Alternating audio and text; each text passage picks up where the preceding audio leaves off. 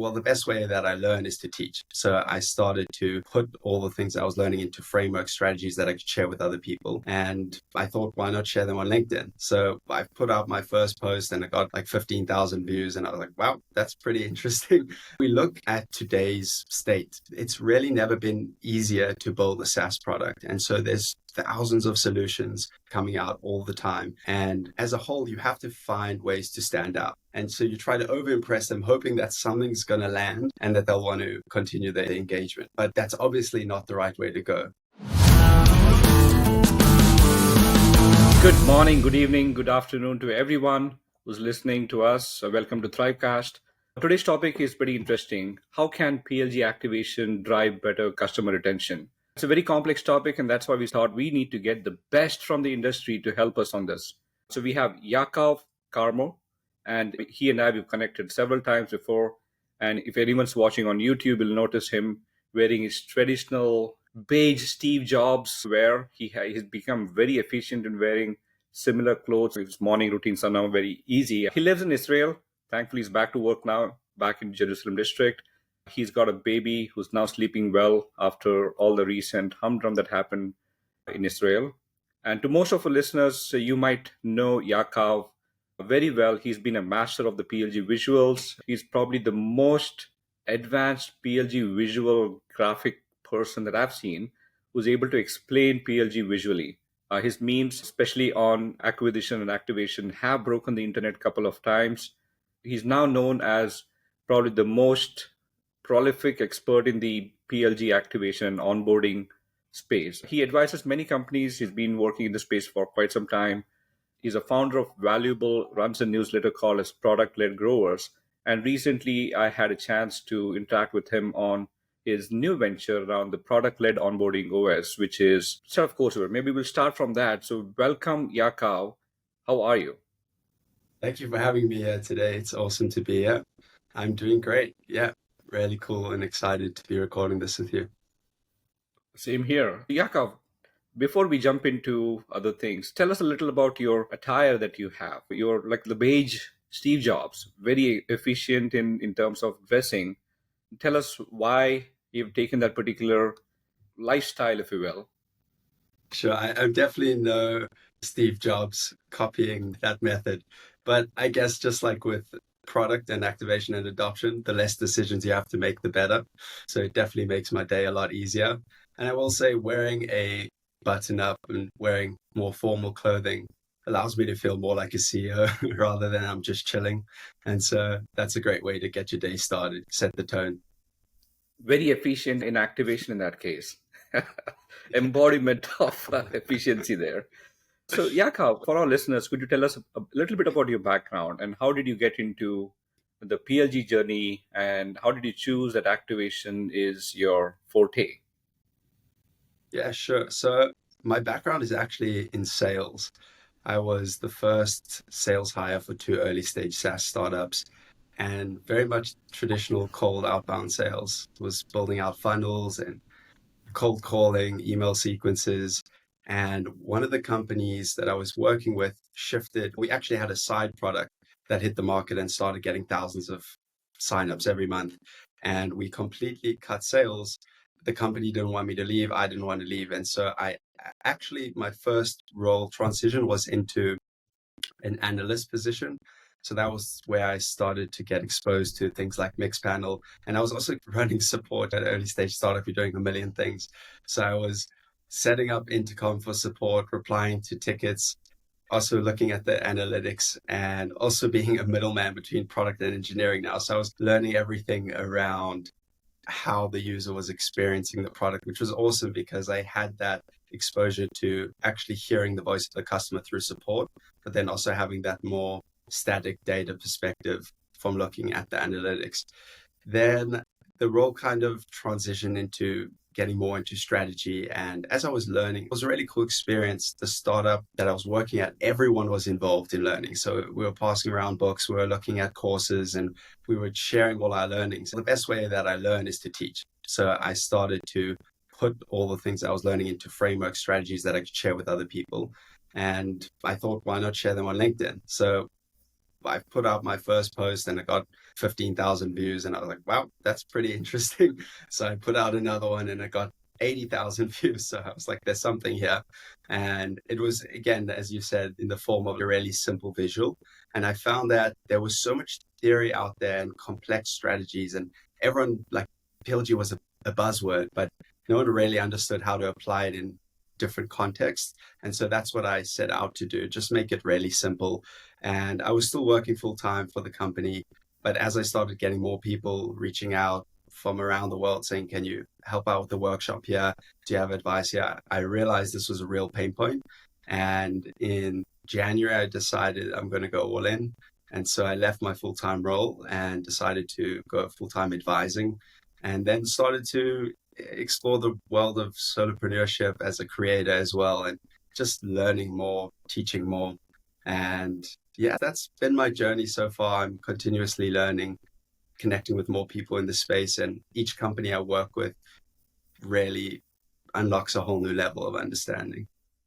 Yeah, compliments to you. And I think there's a new solopreneur trend that's happening. I think yourself, Elena Verna, Justin Welch, so many other folks, even Ben Williams has now gone into that area. So compliments on that. That's an amazing way to think about it. And to the listeners, you don't become Yaakov. Just you wake up in the morning and you become an expert like Yaakov. I think just like what he's done, tried various things, figured out analytics, figured out this, figured out sales, and then he's found his forte. So I think that's a great learning there. So Yaakov, let me jump into maybe the first question that I have for you today, which is around PLG. Why is PLG becoming more important? Meaning, let me take maybe a backseat. What do you see as the market trends for PLG and SLG? Is PLG here to stay? Before you explain that, maybe could you help maybe give a quick speed of what is PLG to our audience and then touch upon that subject? Yeah, for sure. So the way I like to define PLG, and it's really the traditional definition I used to give, was from OpenView, where product-led growth is a strategy that leverages the product as the primary driver of acquisition, retention, and monetization.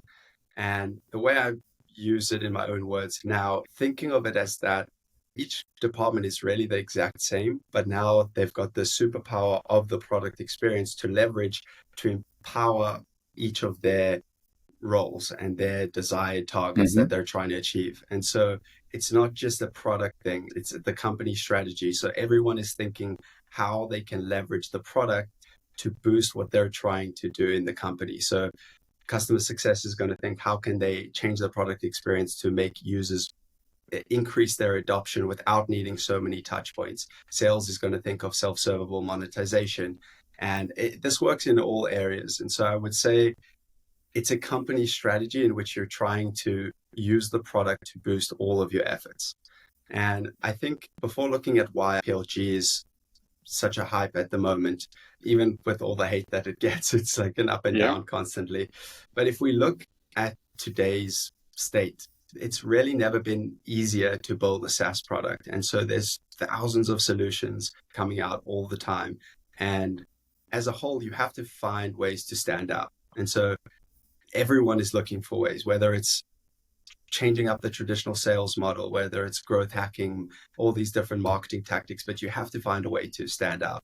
And one of the most potent and effective ways is to actually get people to experience solving their problem. And so that's what PLG allows for, that self-servable problem solving. And so get people into your product to show them rather than tell them, get them to actually experience it for themselves. Because on an average day, you're probably getting 10 to 50 outbound random emails saying, this is the solution for you, this is the best thing to solve all your problems. But it's very rare that you're actually going to engage with them. But when you look for a solution, or you get told about a solution and you can straight away test it out, see the value, and do it by yourself, that unlocks a whole new acquisition channel. And so I think everyone is struggling to grow because of this increase in the number of competitors and just the state of the market. And so this is one of the most effective ways to increase the acquisition, but it's not just a growth hack like other things. It's actually a complete redesign of the company strategy. And that being said, with the access we have to the overflowing amounts of data and really being able to engage with users on such a deep level without ever having that human interaction, that's something that we are able to leverage to create a self-serve experience.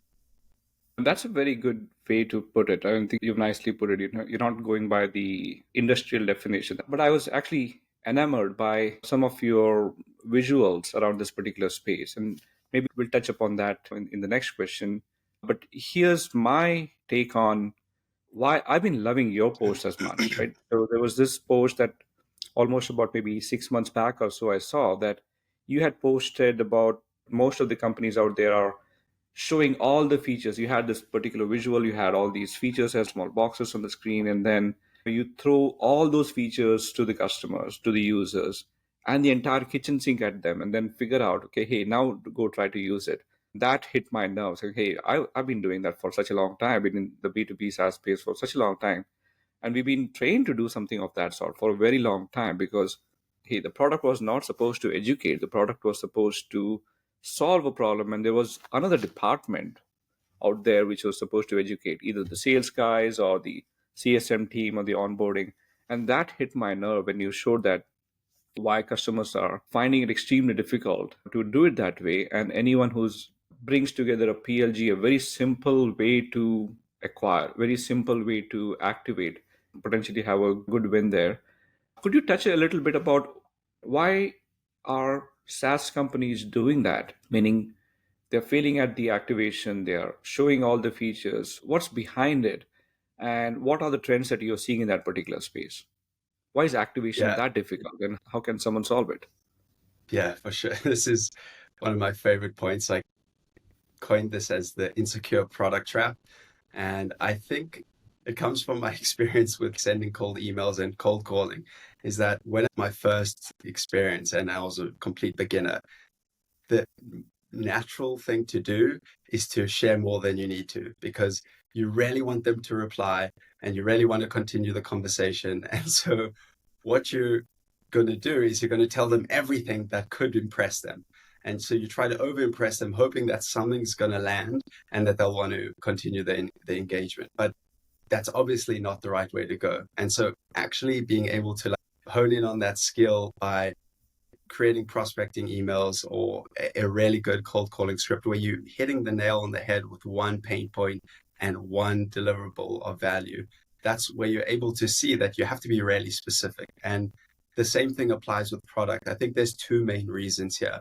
The first one is that insecurity, is that companies really want to prioritize every sign up. And so they want to make sure that they get a positive experience and they think that'll be better. Let me show them everything. I'm going to wow them, but it actually just overwhelms the user. And second is because they don't really know exactly how to personalize the use case, because what do they cut out? What are they meant to show them? I think once you have a clear direction, and this is the foundation of where I start with companies, and this is the starting point in this new course that I made, the product-led onboarding OS. Who are they? What do they want? And so instead of working with all these fancy ICP frameworks, I boiled it down to just the simple question of why did they sign up?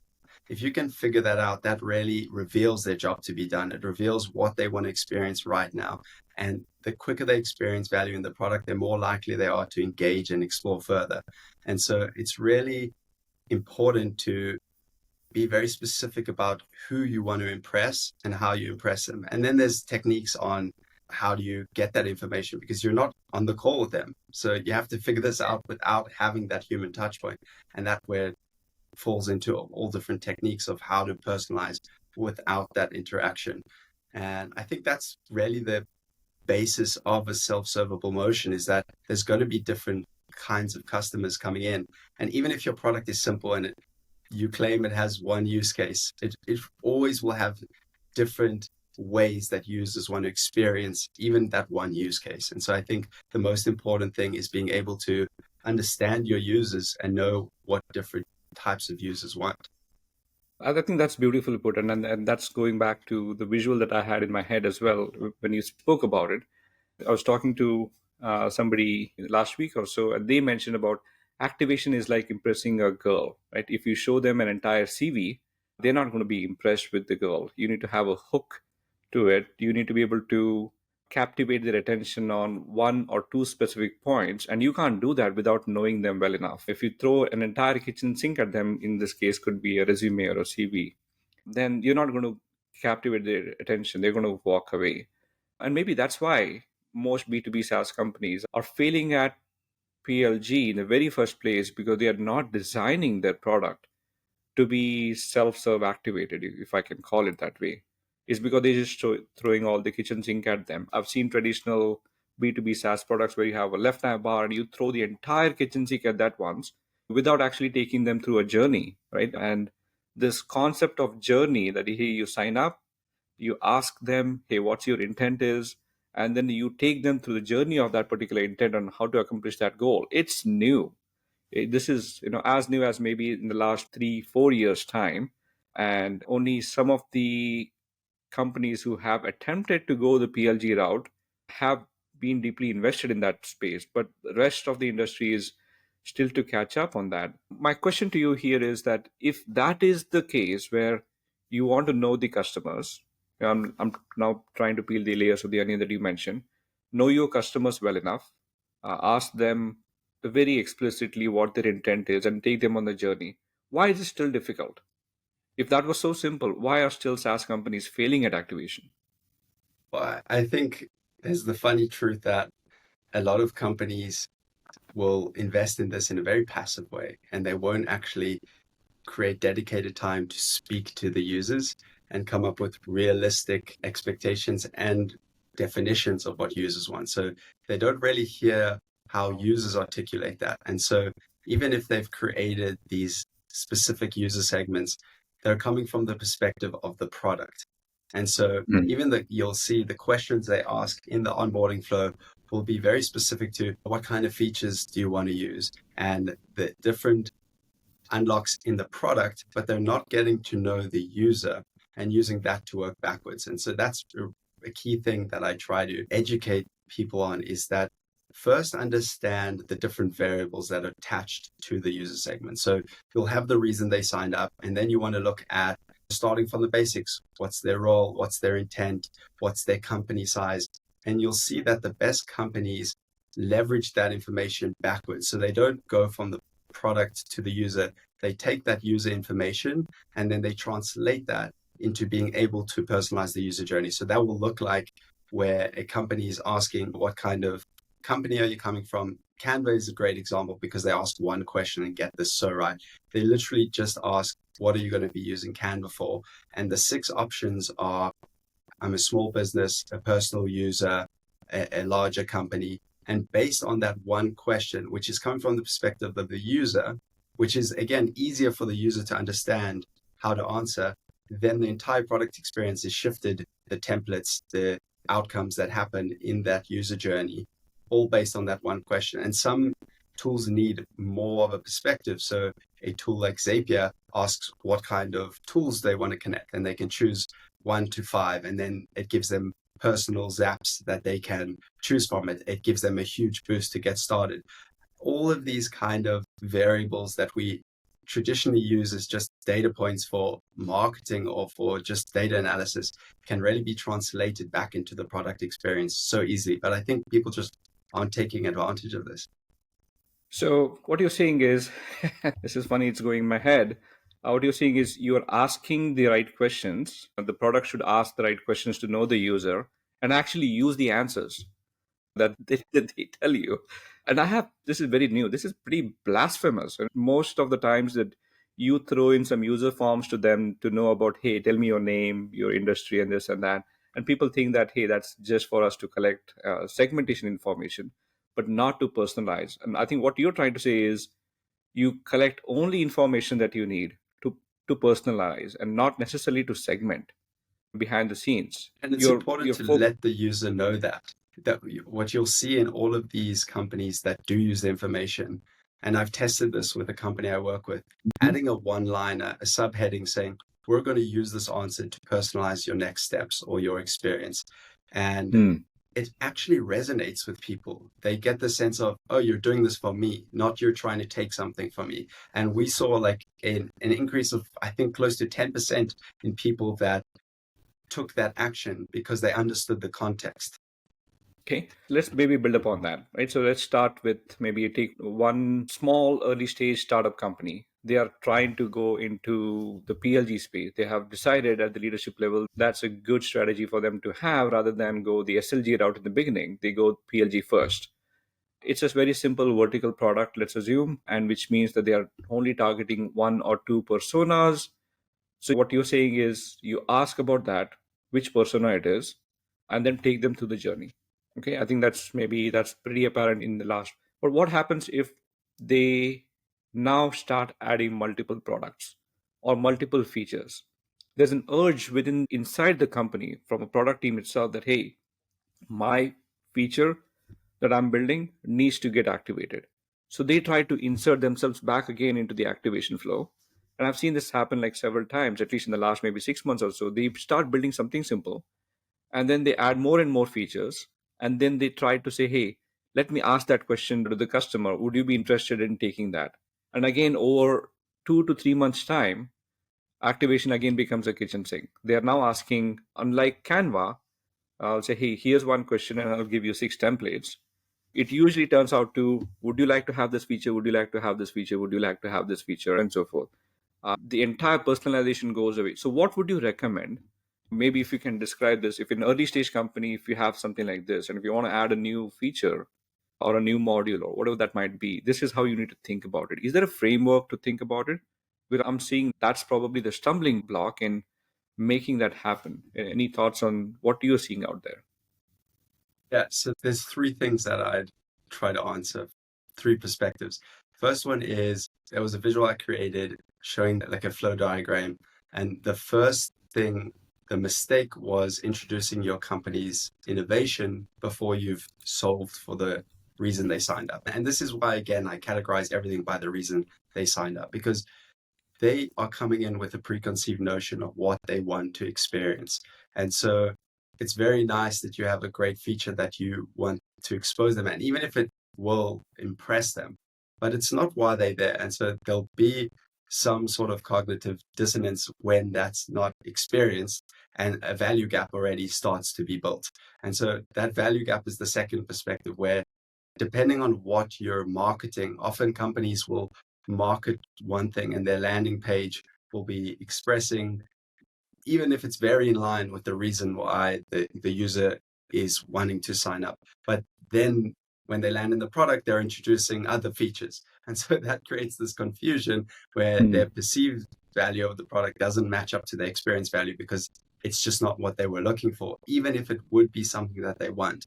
And the third thing is, again, once a user gets the sense that your product can help them, they're going to be open to everything else it can do.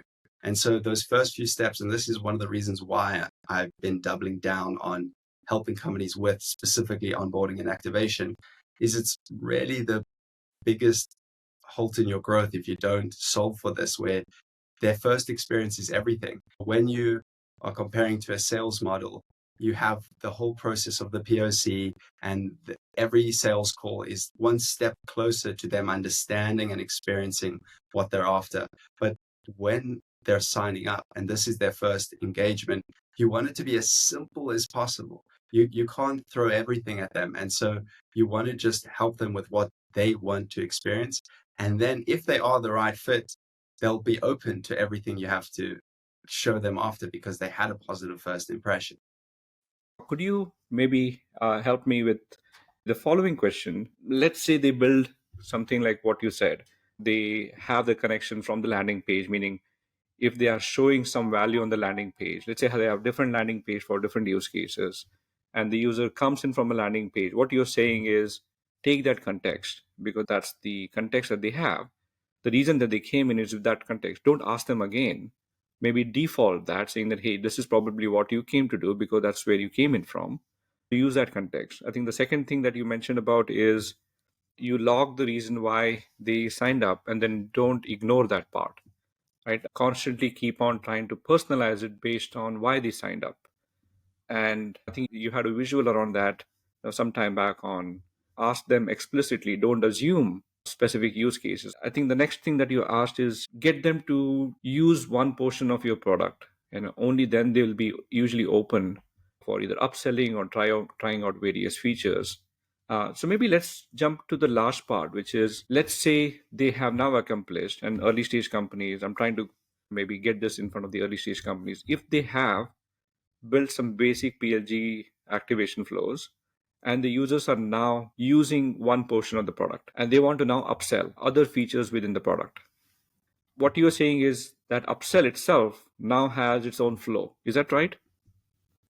Yeah, I would say just like the grouping of why they signed up is really just a cover for understanding what they want to experience right now. And so once they've been engaging with the product, you actually have much more to work with. So you should be looking at how deep their adoption is, what kind of features they're using, what kind of things they're interested in. And that's where you're really using analytics to paint the picture of where they are both in the buyer's journey and in the product journey. And based on that, you have a much clearer understanding of what kind of value would be relevant to them.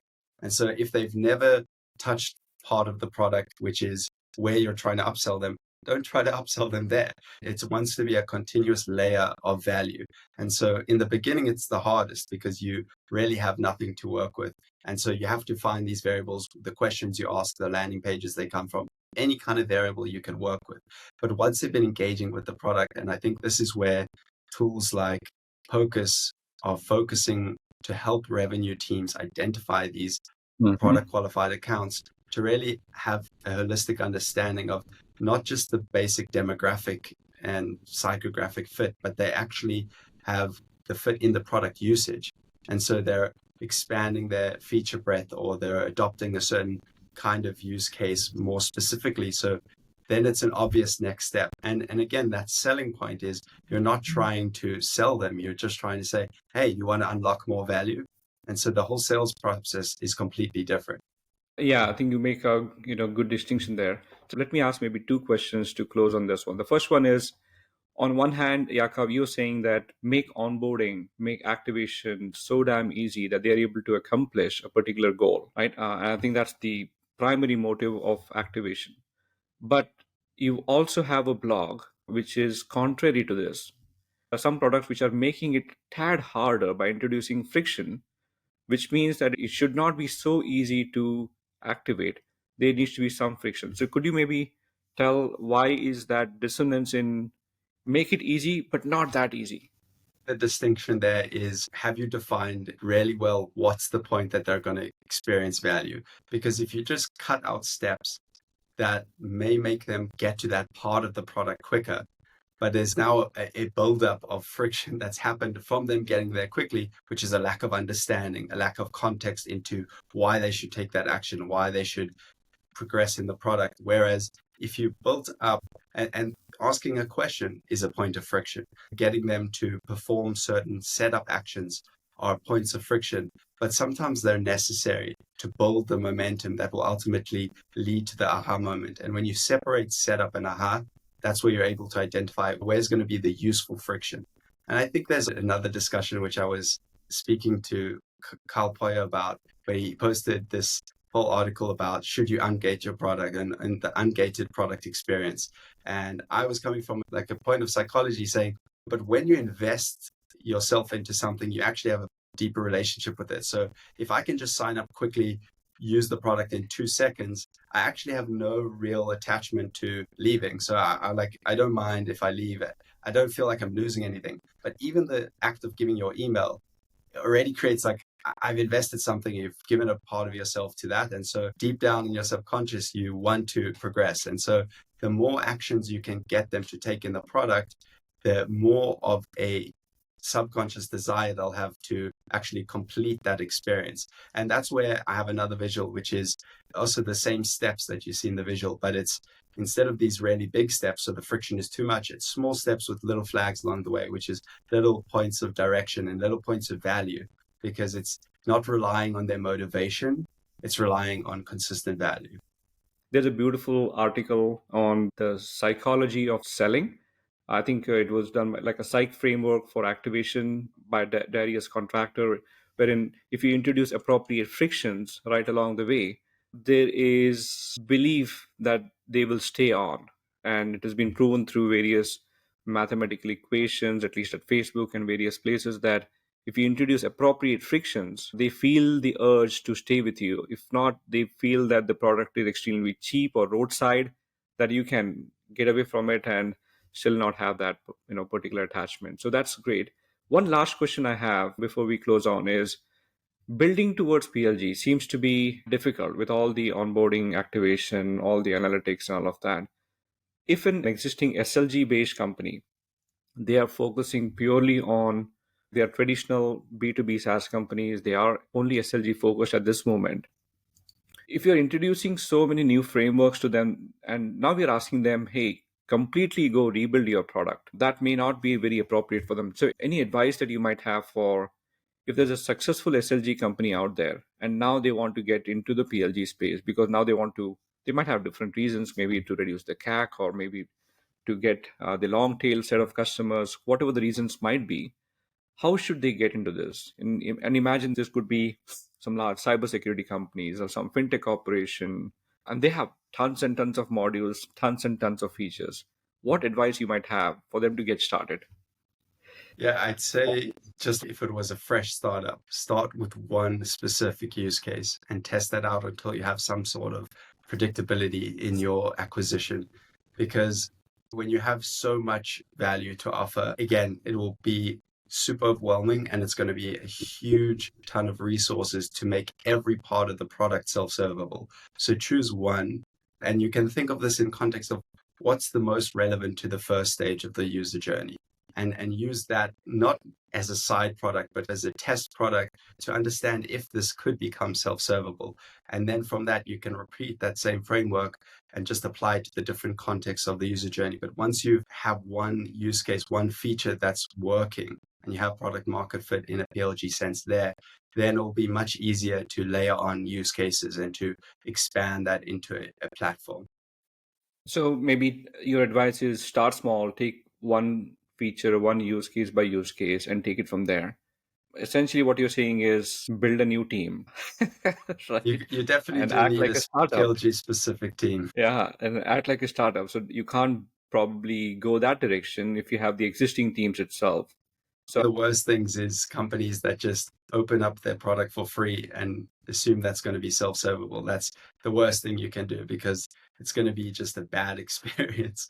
And what happens is your product is incredible, but it's just not self-servable. So yeah, when users land in the product, they're going to think it's terrible.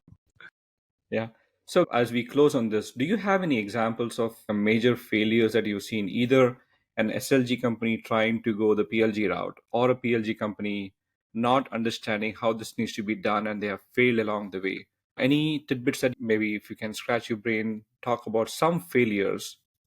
Yeah, I think that's like the core example, and I'll say it in a funny way from a sales-led perspective, where a company will see PLG or a free model as just a fishnet to bring in leads for sales to hunt, and this does not Hmm. work. So a really successful company will think this is a great revenue hack that we can just open up and everyone's going to want to sign up, and then we're going to just shoot fish in the barrel. But what really happens is you're getting all these potentially high quality leads coming into your product, and now they think it's useless and they realize it's just a trap because as they sign up, they just get sales emails, sales calls, and it's just not the way to go. So if you're going to open up your product for free, make sure that you're actually going to add real value, that users will have enough that they'll want to come back and do something. And really, that value should be repeatable. So it shouldn't just be a once off experience. That's a nice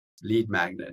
But if you want a PLG model, then you have to have some sort of value that can be transformed into a consistent workflow. That's a great insight. Add repeatable values. I think that maybe helps close the conversation today. So thank you, Yakov. It was a beautiful conversation today. I learned a lot from this call. I hope that our listeners did as well. Thanks, Yakov.